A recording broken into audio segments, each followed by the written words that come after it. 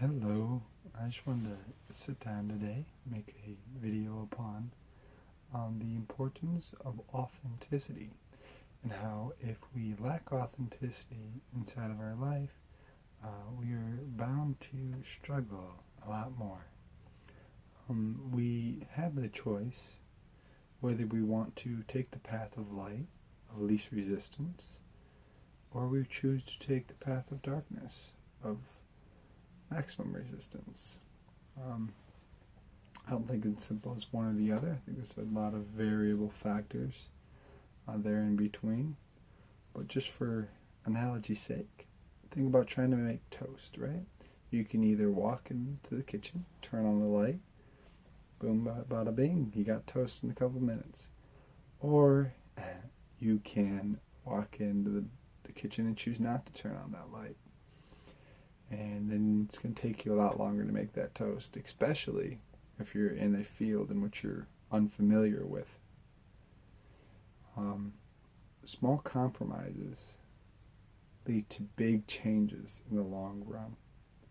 We may think that we're not leaving that much behind by going with someone else's opinion instead of holding our own, or maybe going and doing something that we really didn't want to do.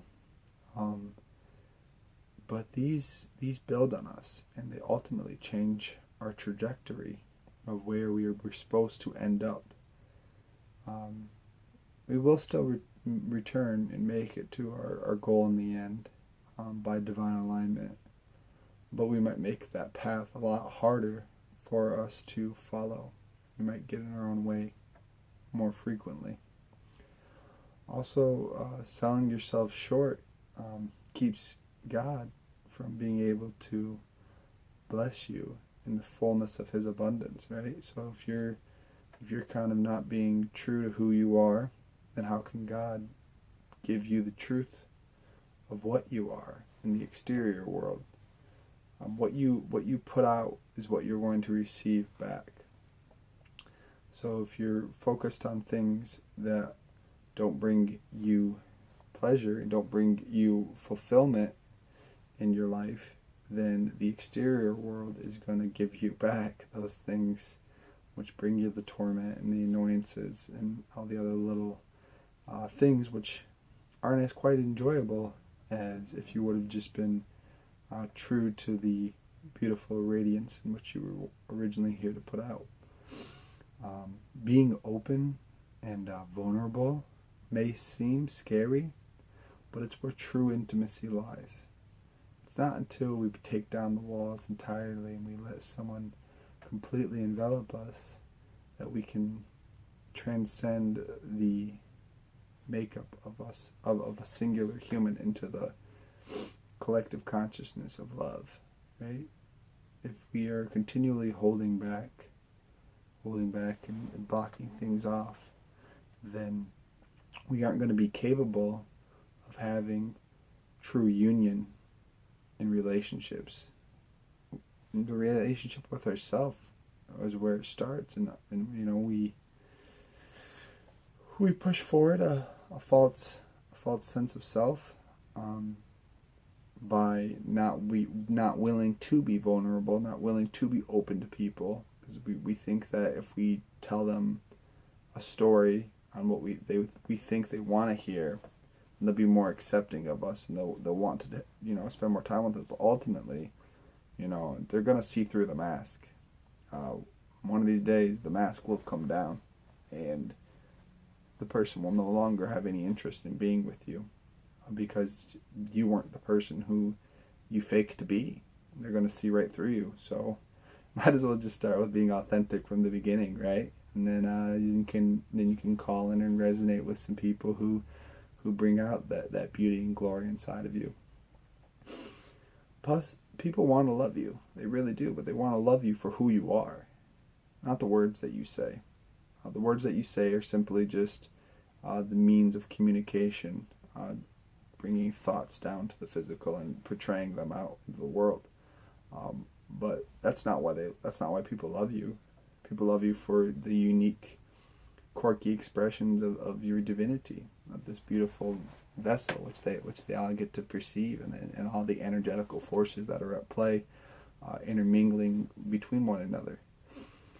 So just be open and allowing, and don't try to get too fancy with the way you express yourself, in the sense that over explaining or over building your stories just to make people like you. All you're doing is conforming.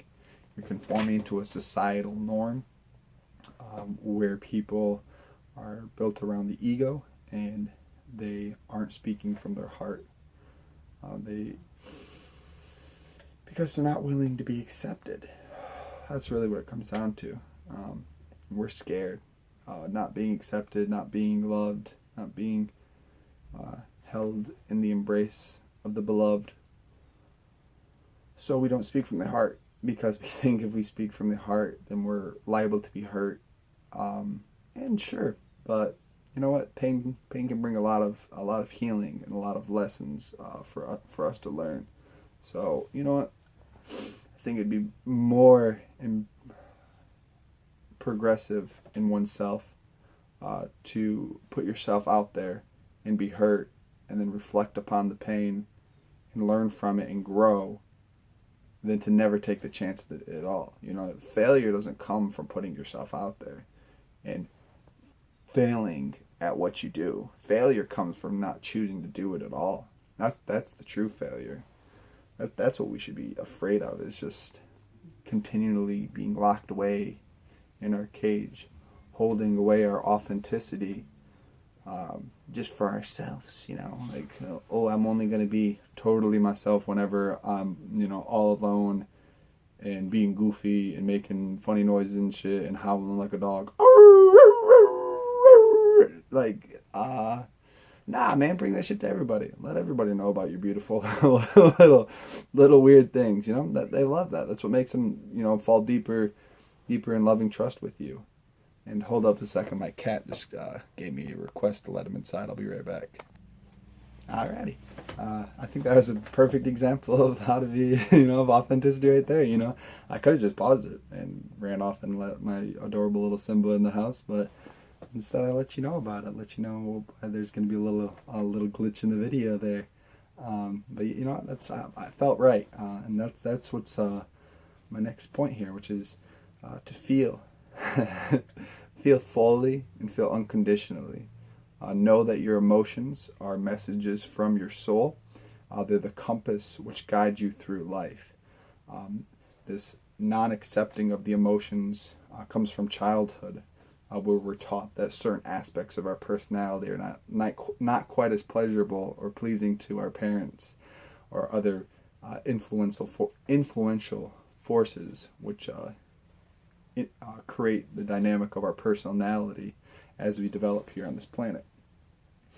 But I'm here to tell you that's bullshit. Feel, love, embrace your emotions. If you're mad, be mad. Just let it out. Whatever you want to feel, you're supposed to be feeling that for a reason. Your soul is calling out to you, trying to guide you back to being in divine alignment. So just listen to your emotions, and allow them to teach you. And you know what?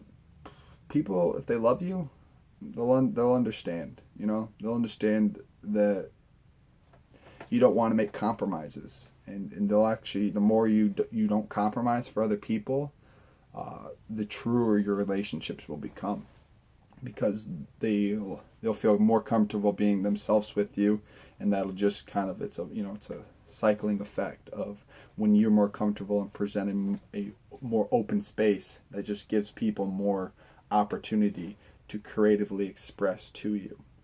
So authenticity is a never-ending, beautiful expression that causes more abundance in your life in every aspect. Right? There's nothing that being true to your core will not influence, and vice versa if you're being disauthentic and you're stepping away from yourself and you're abandoning yourself, which gets into, this is from Teal Swan. She calls it stay, which is, what is it? Let me look real quick, sorry.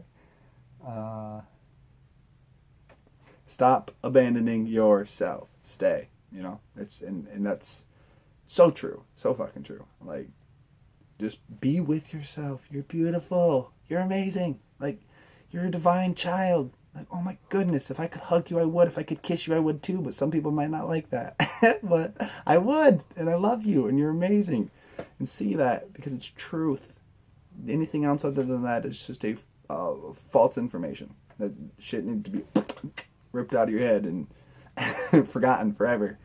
Because you're amazing. And however you're feeling is exactly perfect. Like, there's no wrong choice, as long as it's made from choice. Once again, with Teal Swan, I'm going to link a video down in the description about indecision, and how that's very detrimental to ourselves. We got to make choices in this life. We got to come out of a conscious state of choosing to do whatever it is. I don't even care if it's a pleasurable experience, if it's something that you think is awesome.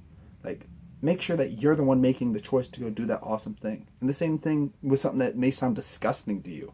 It's like, if you sit back and kind of think about it, and it's like, yeah, you know, I could do that, you know, and you make that choice and you step forward in that choice, that improves your integrity, because it improves that you feel like you're in control. You jump out of the back seat and actually began to drive this vessel which you've been blessed with on this planet. Like, forget about the appeasing somebody in being feeling forced or pulled into a situation. Doesn't matter if it's positive or negative. Step back, choose what you want to do, and express it to the fullest of your ability. You know, this will build up a courage inside of you to make more riskful decisions, because that's where most growth can come from. You know, we got to be willing to step out into the world if we want to grow and progress and be able to have amazing experiences with other loving beings.